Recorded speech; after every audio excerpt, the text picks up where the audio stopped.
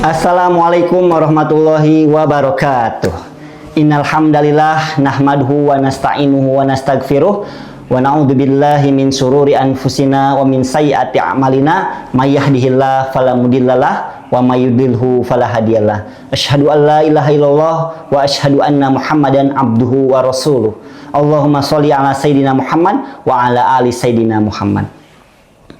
Anak-anakku yang soleh dan solehah, alhamdulillah, puja serta puji syukur kita panjatkan kehadirat Allah yang Maha Ghafur, yang mana Allah telah memberikan kita kesehatan serta kesempatan agar kita bisa melaksanakan ibadah saum Ramadan.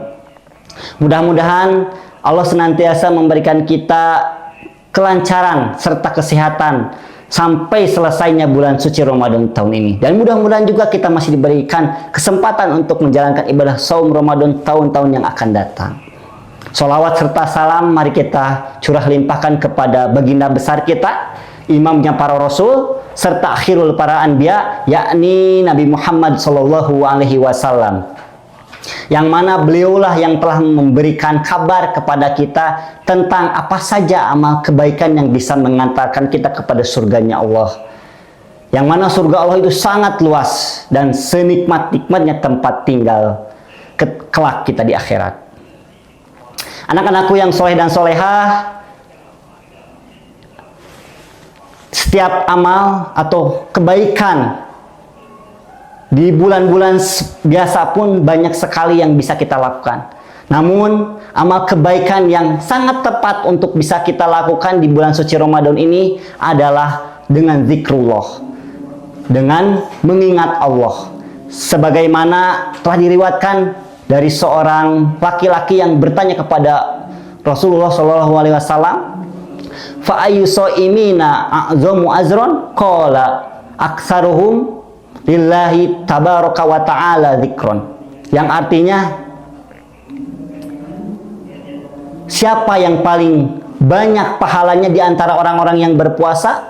Maka Rasulullah SAW menjawab, dialah orang-orang yang senantiasa berzikir kepada Allah yang maha tinggi serta maha suci.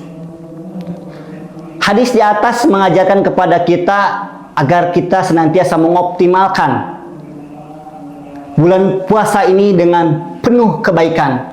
Dan salah satu kebaikan yang sangat tepat adalah dengan zikrullah. Karena dengan zikrullah kita akan bisa diampuni oleh Allah Subhanahu wa taala dan kita juga akan diberikan pahala yang sangat besar.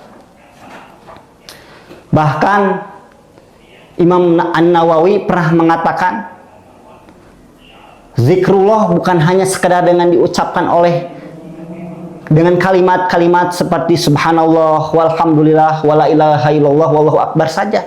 Namun setiap kebaikan atau ketaatan kita kepada Allah Subhanahu wa taala itu pun merupakan bentuk zikir kita kepada Allah Subhanahu wa taala. Maka insya Allah pada hari ini Ustadz akan menjelaskan tentang bentuk-bentuk zikir pengantar Ramadan atau pengantar puasa kita. Anak-anakku yang soleh dan solehah, lalu apa saja sih amalan atau zikir pengantar bulan puasa kita? Yang pertama adalah zikir dengan kalimat thayyibah. Tadi sudah disampaikan zikir kalimat thayyibah itu seperti subhanallah, walhamdulillah, wala ilaha illallah, wallahu akbar. Dan sejenisnya juga banyak seperti wirid-wirid zikir setelah pada sholat itu pun kalimat thayyibah. Maka apa yang kita lapalkan dengan kalimat-kalimat yang baik itu, maka Allah akan memberi ampunan kepada kita dan memberi pahala yang sangat banyak. Sebagaimana firman Allah dalam surat Al-Ahzab ayat 35, A'udzubillahi minasyaitonirrajim, bismillahirrahmanirrahim. Wa dzakirinallaha katsiran wa dzakirati addalahum lahum magfiratan wa ajran azima. Yang artinya, sesungguhnya laki-laki dan perempuan yang banyak menyebut nama Allah, maka Allah akan memberi mereka ampunan serta pahala yang banyak. Tuh, maka anak-anakku yang soleh dan solehah, kalau kita senantiasa berzikir dengan kalimat thayyibah, maka kita akan diberikan ampunan serta pahala yang sangat besar, ya. Kemudian yang kedua, zikir, ya, pengantar di bulan puasa ini adalah tilawah Al-Quran. Nah, selain tadi dengan zikir kalimat thayyibah, kita juga bisa berzikir kepada Allah dengan cara membaca Al-Quran, begitu. Gimana Ustadz kalau yang belum bisa baca Al-Quran? Bisa baca Iqra saja, begitu ya, ataupun mendengarkan tilawah, ataupun bisa murojaah surat-surat yang sudah dihafal, surat-surat pendek seperti An-Nas, itu pun sama zikir kepada Allah Subhanahu wa taala. Bahkan Rasulullah Shallallahu alaihi wasallam dalam satu malam saja di bulan suci Ramadan bisa menghatamkan satu Quran, ya, baca 30 juz langsung begitu dalam satu malam, ya. Sebagaimana hadis Nabi, ya, wa kana Jibril alaihi salam yalqahu fi kulli lailatin mir Ramadan fayudarisuhul Quran. Nah, yang artinya Jibril selalu mendatangi Nabi Muhammad di setiap malam Ramadan lalu bertadarus Al-Quran, gitu ya. Maka para ulama pun sama, ketika bulan Ramadan mereka mengisi dengan membaca Al-Quran. Imam Malik menutup majelisnya hanya untuk fokus membaca Al-Quran atau tadarus Al-Quran. Imam Syafi'i dalam satu bulan Ramadan bisa menghatamkan 60 kali dalam puasa Ramadan menghatamkan Al-Quran.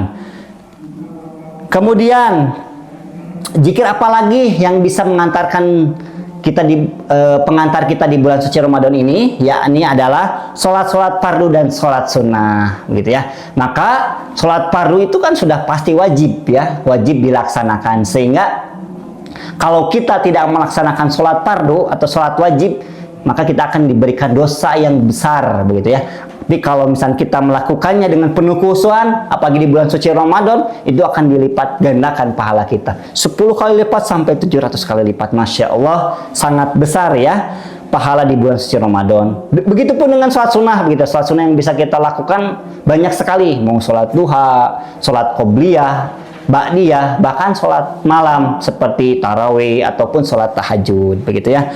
Sebagaimana hadis Nabi tentang sholat ini, man shoma Ramadanan wa qamahu imanan wa ihtisaban ghufira lahu ma taqaddama min dzambi wa man qama lailatal qadri imanan wa ihtisaban ghufira lahu ma taqaddama min dzambi, ya.